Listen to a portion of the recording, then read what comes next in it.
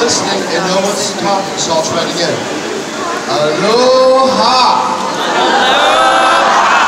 Beautiful, beautiful. They called me here this morning in this, for the opening of this most amazing experience. I'm Michael Young, publisher of Disney Fine Art. I've got nothing to do with being here today other than enjoying like all of you and admiring some of these amazing artists, writers, directors, talent that I've built and loved for 25 years. I'm here for one thing, and that's to introduce the proprietor of this lovely, beautiful gallery and turn it over to him. So please give a warm welcome to the man who put all this together, who made the magical memory happen, and will continue to do that, Neil Cantor.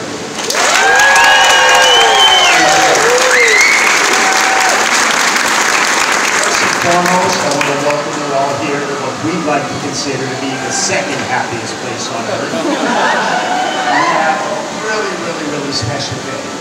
Not only is it our grand opening, but we're fortunate enough to be celebrating the 25th anniversary of Beauty and the Beast through the kindness and generosity of the people you see before you, who I'll introduce in a moment. You're in for a really special treat today. Before we get things started, I'd like to bring up my partner, Steve Brodian, to say a few words.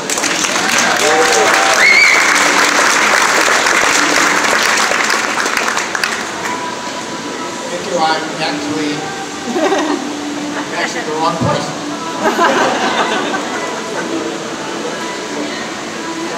So wonderful to see all you people here. Actually, I'm one of the dwarfs. Hopefully, I'm not dopey. But you all and I met about half a dozen years ago, and he expressed a dream to me that I wanted to be a part of, and I've never seen or met a man with such diligence and tenacity to make this thing happen and put it together. So I just want to thank you all for being here, especially the celebrities, and also to congratulate Neil for fulfilling his dream.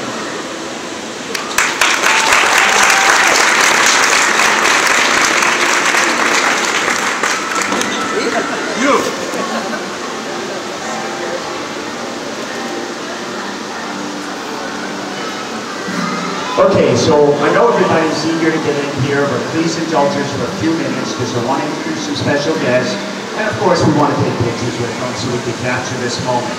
So the first group I want to introduce you to are the people that make this possible, which is our Disney Fine Artists. And first, I'll ask you to come up, is Tim Rogerson.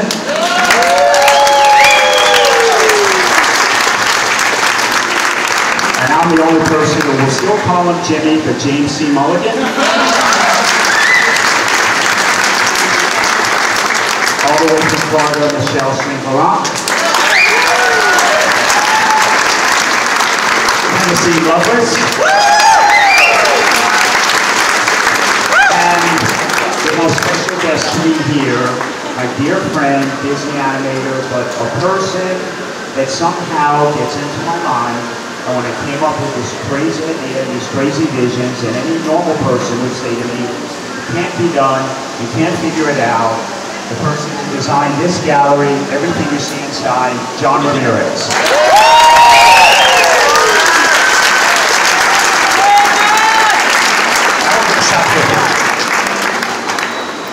Is this the fake ribbon? Oh, yes. Oh, everything's good. It's all right.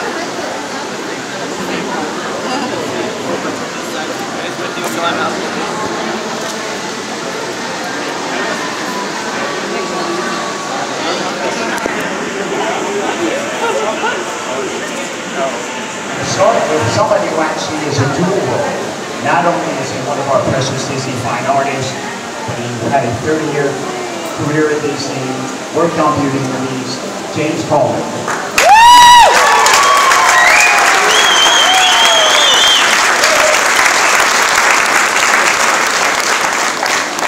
Next we have an incredible animator, and he's sitting next to his creation, Mark Hamill.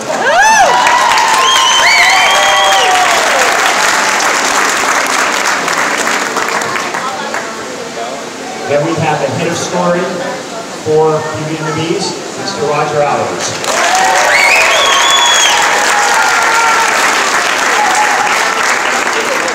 The man who made the magical movie happen, the director, Gary Trousdale.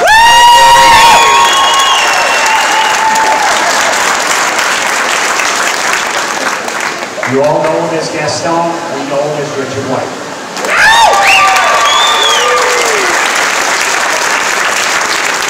And I don't know how to separate these two people. I wish I could be saying two things at the same time. Because how do you introduce them? Beast, Robbie Benson. And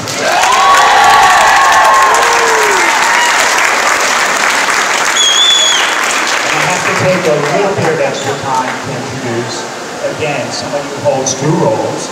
She's one of our Disney fine artists. Come into our gallery, you'll see so much of her work. And she's also a dear friend, a mentor to my daughter, and someone really this gallery couldn't have happened with, and all these people couldn't be here. Belle Paige O'Hara.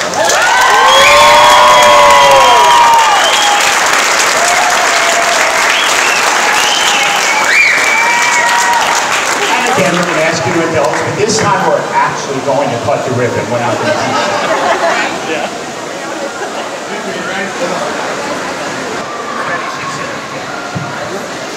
Everybody together. 3, 2, 1.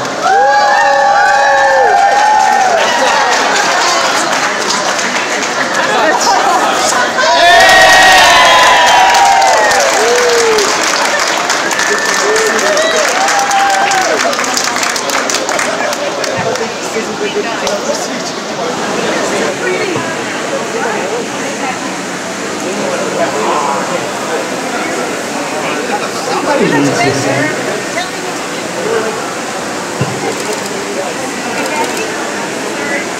Go ahead. Oh, it's too pretty to cut it. Oh my God. Oh no. I always listen to you, right? I always listen to my director. That's awesome.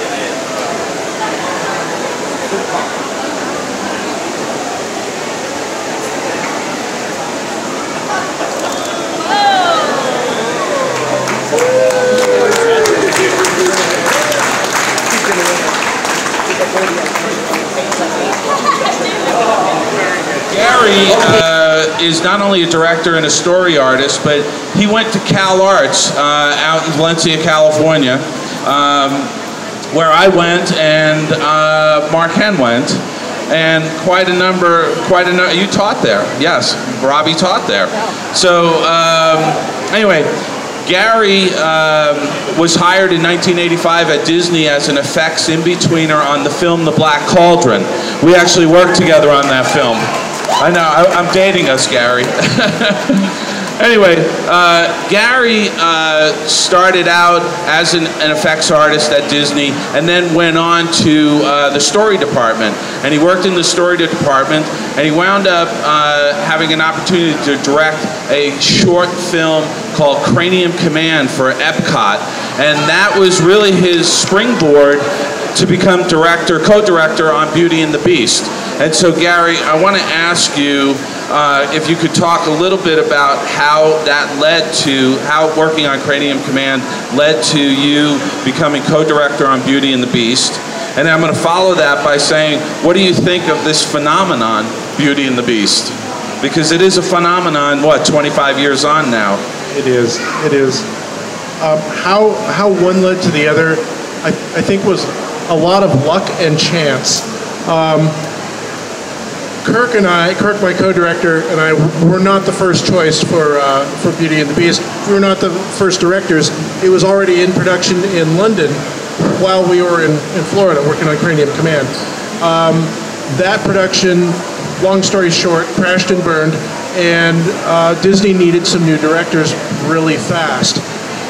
They saw that Kirk and I did not totally screw up Cranium Command, and we were available. So that's how it led to that. Fantastic. And what do you think of this phenomenon of Beauty and the Beast? I mean, it's more than 25 years since it was released. There's been a Broadway stage musical. There's been a live-action film. There's been sequels. There's books. There's so much going on with Beauty and the Beast. I'm sorry, I haven't been paying attention.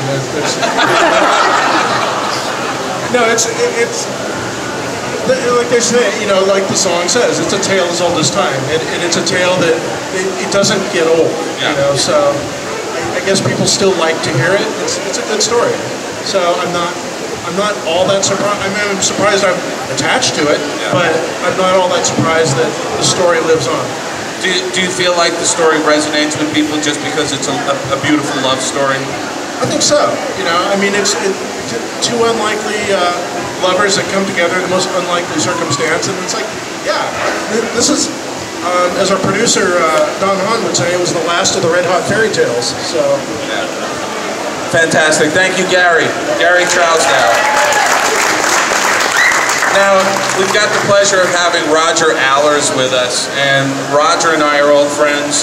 He's a director, a screenwriter, a storyboard artist, an animator, a playwright. Holy mackerel. Roger co-directed the highest-grossing, hand-drawn 2D animation studios. He graduated from Cal Arts. Let's hear it for Cal Arts. He's been with Disney for 37 years, and most notably, he animated Ariel from The Little Mermaid, Belle from Beauty and the Beast, Princess Jasmine from Aladdin, young Simba from The Lion King, the title character Mulan, Princess Tiana in The Princess and the Frog. He's directed the award-winning short John Henry, and Mark is also an accomplished sculptor. Something, yeah, he does a lot of sculptures. Anyway, Mark, the one question I always like to ask Mark, and I never get tired of hearing him talk about it, is, Mark, you always seem to be cast for the female characters. Why is that? We know you love women, but I mean, why is that? I guess I must have a pretty strong feminine side. You know, that question, yes, has been asked many, many times. I grew up with two sisters, so they were kind of my best friends, and you know, my relations and all that. So I don't know. I guess I've just had an affinity for women in that sense, you know, all those things. But the stories that we picked, I mean, The Little Mermaid, you know, Beauty and the Beast. I mean, all these. They all have strong female leads. All strong female leads, and you'd have to check it with the other directors, but that's just. You know, an area that I kind of fell into. Thankfully, I've also got to do some mice and cats and dogs and a lion king, you know, lion cub along the way. So I got to, you know, break out of that princess box a little bit. But it's been great. Mark, let me ask you, what were some of the challenges of animating Belle? And also, as a follow-on to that, when Paige was recording the voice, were you at the recording sessions, and did you pick up any of Paige's mannerisms and incorporate them into your animation of Belle? Right. Well, actually, right after I finished my last scene on The Little Mermaid, I literally packed up my family and we moved to Florida because they opened the new studio at the Disney MGM Studios in Florida in 1989.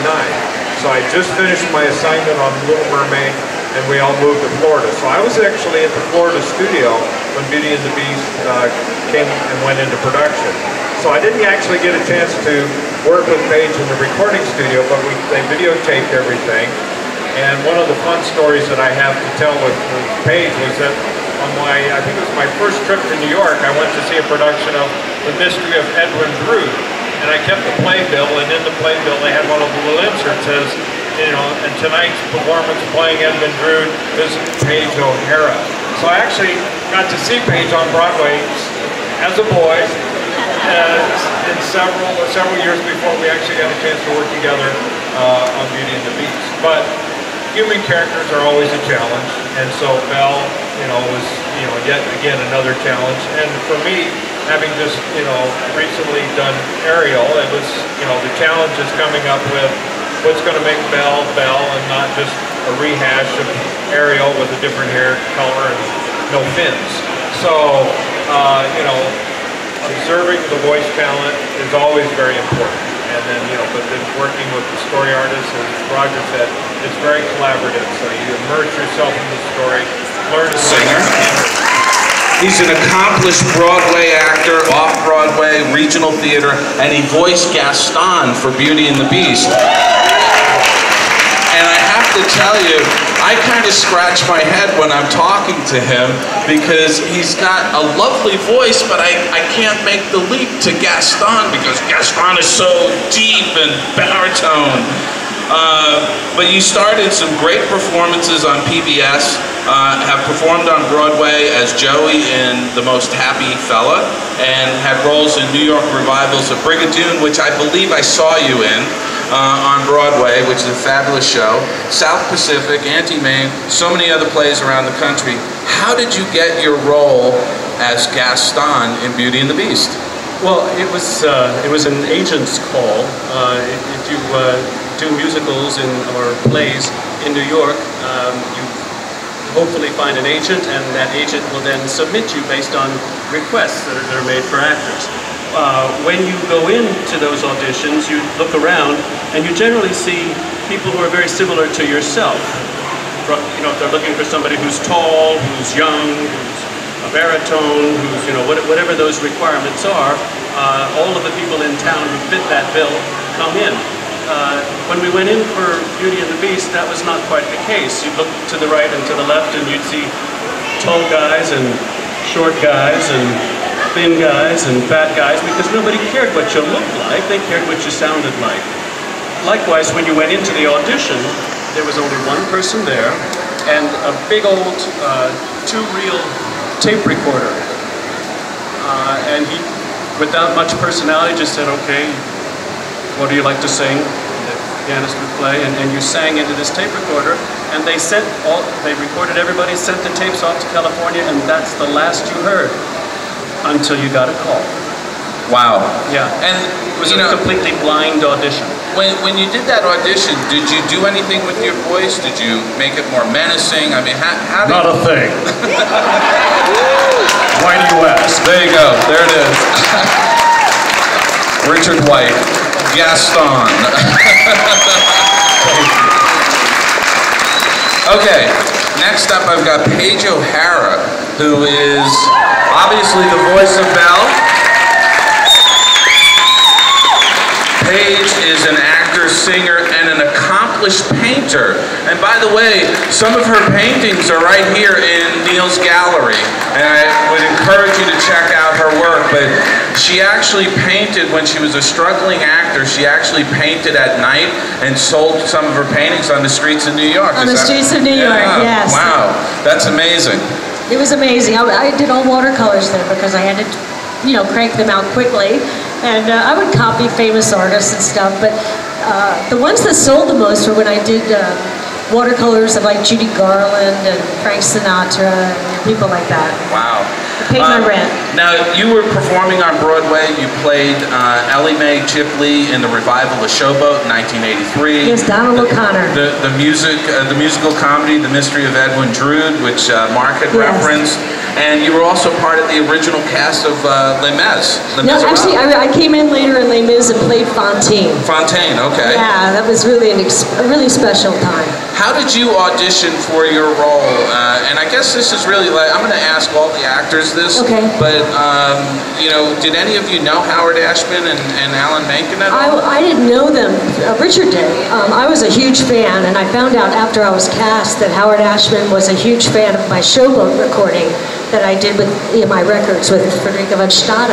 Wow. And but unlike Richard, I auditioned 7 times, and each time my friend Gary was there, the directors were there, and then more and more people came, corporate people, and a lot of times Gary and then Kirk would close their eyes when I was doing my lines or singing, and it was an amazing thing, and so I was kind of a wreck.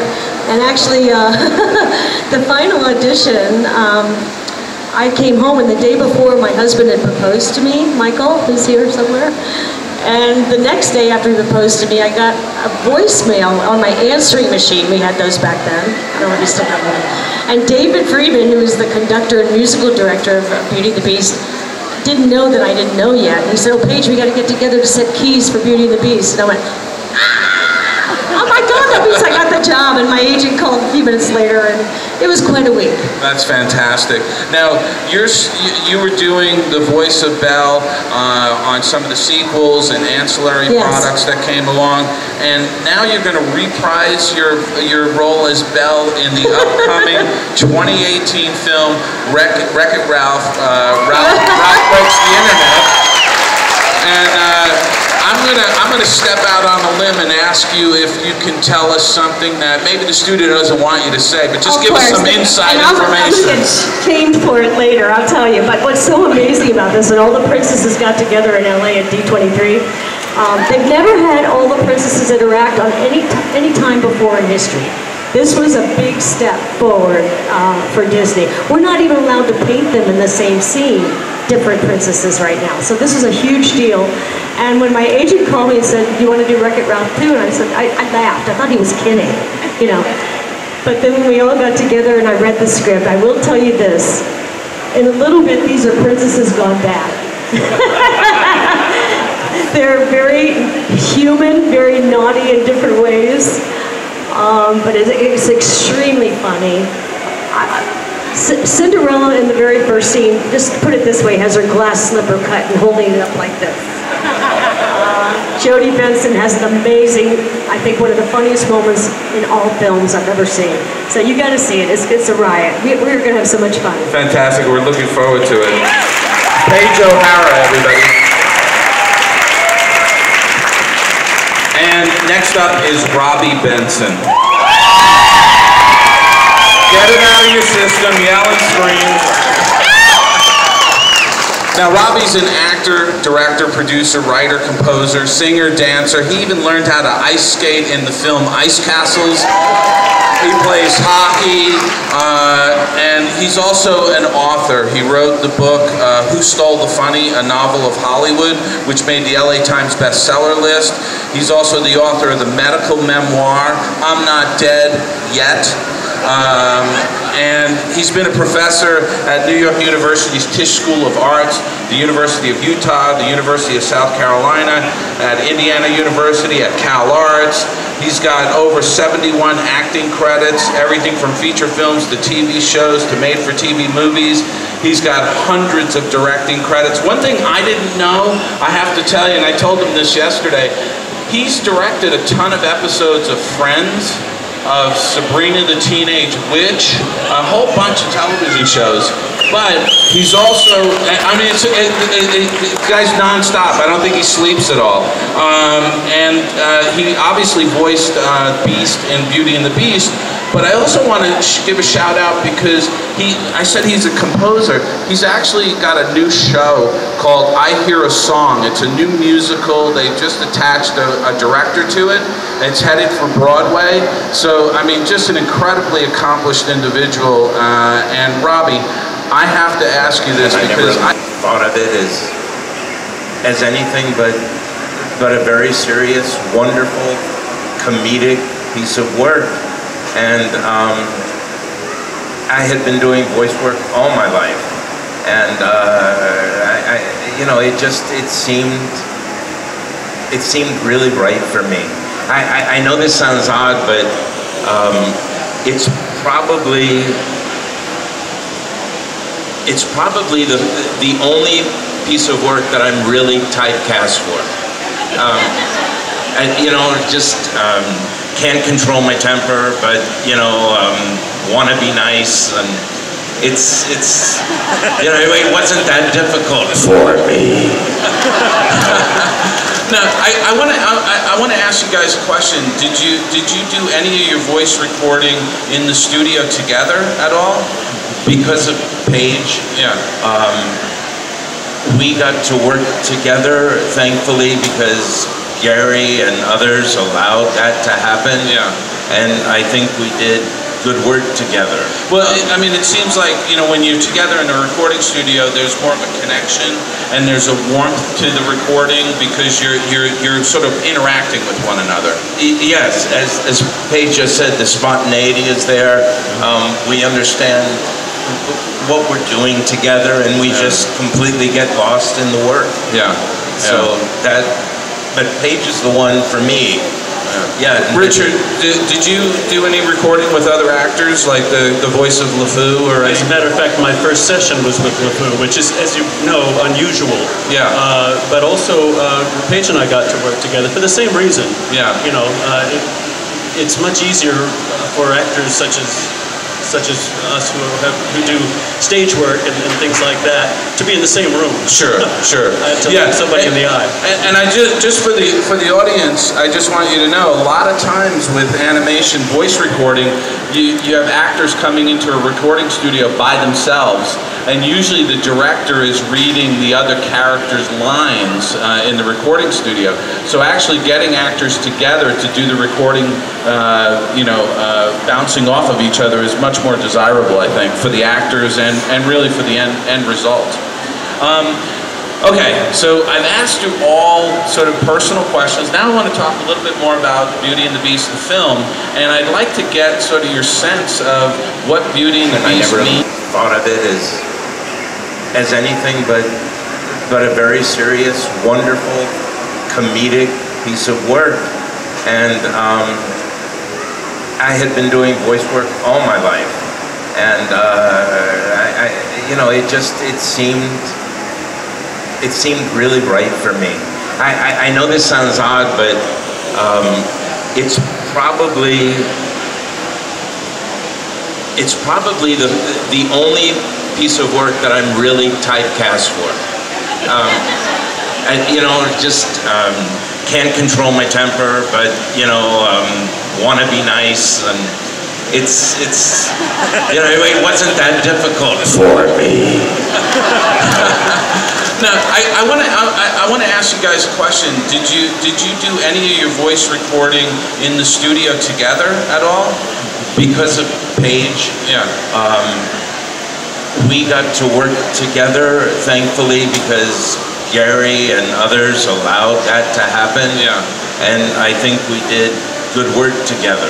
Well, I mean, it seems like, when you're together in a recording studio, there's more of a connection and there's a warmth to the recording because you're sort of interacting with one another. Yes, as Paige just said, the spontaneity is there. We understand what we're doing together, and we just completely get lost in the work. Yeah. So but Paige is the one for me.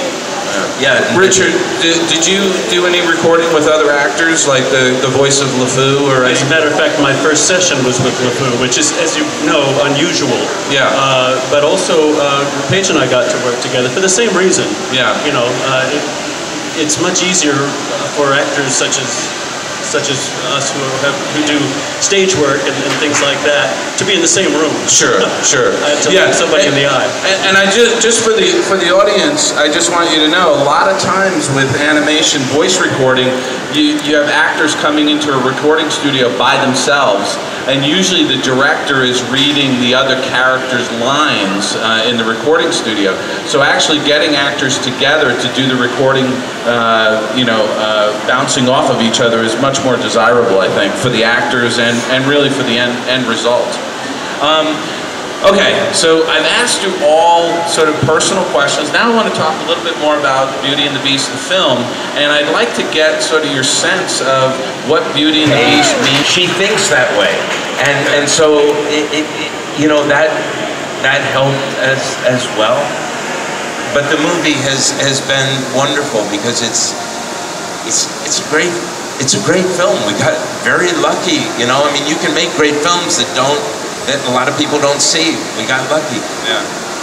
Richard, what does the film mean to you? Well, I couldn't agree more with Robbie. You find generation after generation keeps coming up to you and keep rediscovering the film. Keep rediscovering Gaston. I mean, my God, what a wonderful character they all wrote and drew for me to play. and to be a part of that, it goes on and on. 26 years later, I was just recently asked, Disney is doing another ice show, and Gaston will appear, and they wanted him to say some things, and so they've asked me to voice him again. So it's a gift that keeps on giving as well. And Gaston is really one of the great villains, I think, in the Disney canon. May I just point out that he is one of the only villains, there are only 10, who has his own postage stamp. I now have the imprimatur of the U.S. Postal Service. That's the same way they proved the existence of Santa Claus. There you go, fantastic. Gary, what do you think of what this juggernaut of Beauty and the Beast? You know, for me, for a lot of animators and people in animation, we're too chicken to get up on stage and be in front of the camera ourselves. We're the guys that are behind the camera, but it's still within us that we want to move people. We want to make them laugh, want to make them cry, want to make them think.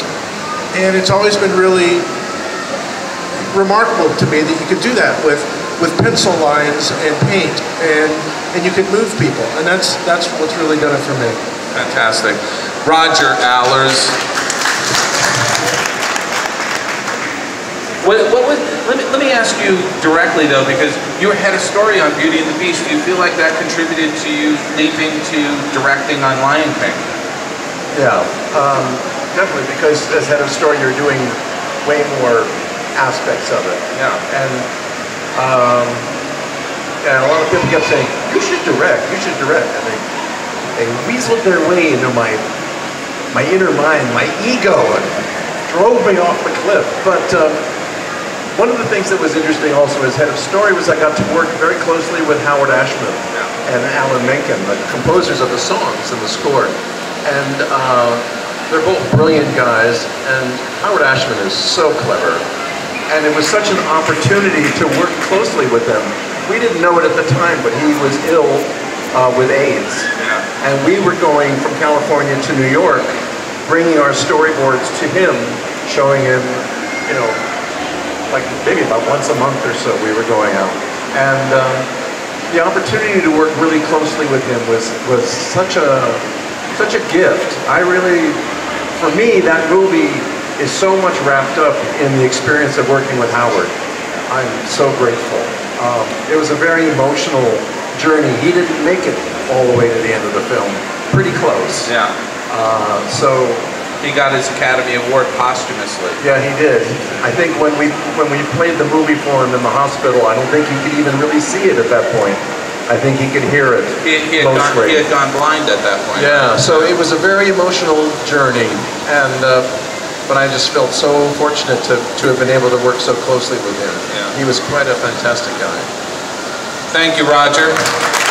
Jim, I mean, honestly, Beauty and the Beast is one of the springboards for you out into the fine art world, isn't it? That's right, in several ways. But there were two big things with that film. Number one, my good friend Pete Young, who was a story man, had been trying to pitch Beauty and the Beast for years, and no one would listen, and unfortunately he passed away before it went into production and all of that. And so for me, working on that film, I could say, and still to this day, I say, hey Pete, you know, you didn't know it, but you got there. Yeah. And the other side of it was, this was my swan song to animation, and what a way to go out. Absolutely. And then to have Lisa Keene, who is still heading up that department, making beautiful films. It's more than I could ever ask for. Thank you, James Coleman. And Mark Henn, I mean, it galvanized you as the go-to guy for female characters, right? I guess so. Mel was number 2 of 6, I think, for me, total. But you know, as an animator, you know, you get to work with an amazing group of people, which is just the tip of the iceberg represented here. But you know, the thing for an animator, as in all of the actors here, is creating memorable characters and characters that live on beyond just the run in the movie theaters. And I have, you know, it's always such a nice affirmation of what we do when people come up, and still to this day, you know, and say Beauty is their favorite film, and that Belle is, you know, their favorite character, or what these characters mean to them. We used to get letters all the time, and because you just don't know what kind of impact any of these characters are going to have. And there have been some amazing stories of young girls particularly that I've heard that were so inspired by Belle that it literally changes their life. And that's just such a, you know, a blessing to have that, you know, happen, you know, after you know, work for, you know, years on these films. You know, this is just, it's just an amazing phenomenon, Beauty and the Beast. And you know, Mark Henn, everybody, Mark Henn. The one thing I was going to point out was on January 22nd, 1991, Beauty and the Beast crossed $100 million at the box office in North America. That was the first time an animated film had broken the $100 million mark. And not only that, it was a date movie. I don't know if any of you remember hearing about that. We, at the studio, after the movie was out, we were already starting to work on Aladdin. And there was reports coming back in that the theater owners, the exhibitors, were seeing lots of dates coming into evening shows, and they were filling the theaters at night, and traditionally that didn't happen with these animated films. So it was really a movie that kind of crossed over and bridged generations. And a lot of weddings. And a lot of and still going on today, right? Yeah, absolutely. Hey, you know what? I think I'd like to take a couple of questions from the audience, if that's okay with you guys. All right? So we'll do a few questions. If anybody's got a question, yeah, let's go with. You gotta yell.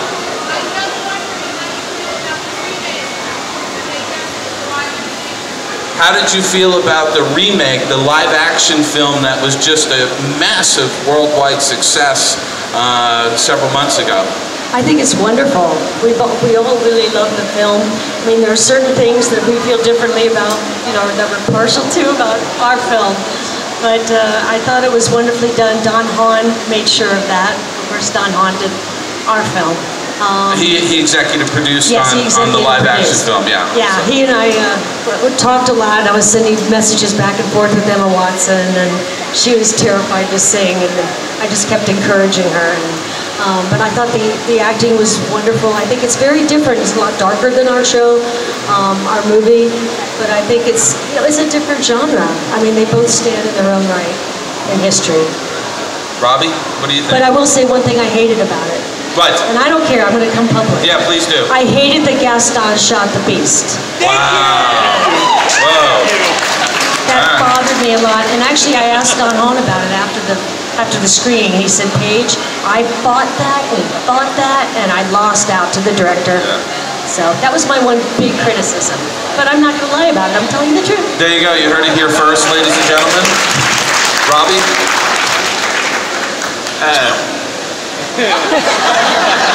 No, I think they did a very good job. How's that? Okay. That was a very PC answer, Robbie. Richard. Well, I think that Paige's point about Gaston is a clear example of the ways in which it wasn't Gaston. Yeah. Okay. No, I'm teasing. It was an interpretation. It certainly was. Yeah. I found that the film was different enough from what we did that I could sit back and relax and personally didn't feel obliged to compare. Sure. And under those circumstances, I found it just absolutely charming. Yeah. I really did. And the animated film stands on its own. I mean, it doesn't. This live-action movie doesn't overshadow it. It's just, to me, no, they're two different. Yeah, it's like having the Broadway show and you have a live-action. I also felt that the trailers. When I first saw them, I thought they were gorgeous. I was so pleased to get a chance to see that aspect of our story. Yeah. They expressed that way. I thought it was beautiful film to see. That's great. Robbie? I just would love to say one thing. Since we're talking about a comparison, I'm very lucky. I taught advanced film production, and the most important word in there is film, because the animated film, you have to remember that there's 24 frames per second, and the work that goes into that is remarkable. So, you know, it's hard for me to watch the live action and not appreciate what the artistry of the animated film. Paige? You said exactly what I was going to say, and you know, people don't realize Beauty and the Beast took 4 years to make it. You know, and we were on just for 2 of those years.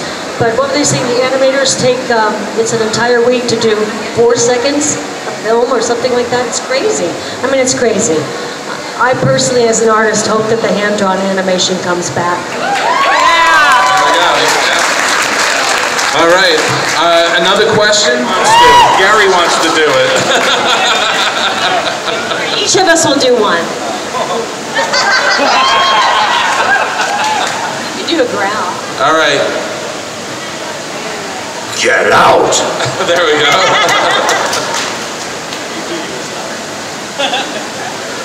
Gaston, you're positively primeval. I'll sing a little bit. I know. All right, you guys know the opening song, right? All right, you gotta be the townspeople. All right, it's early morning, so this may be like B. Arthur sings Bell. There goes the baker with his tray, like always. The same old bread and rolls to sound. Every morning just the same, since the morning that we came to this poor provincial town. Good morning, Belle! Yeah, give her a big hand, everybody. I want to thank Neil and this fabulous gallery for having everything.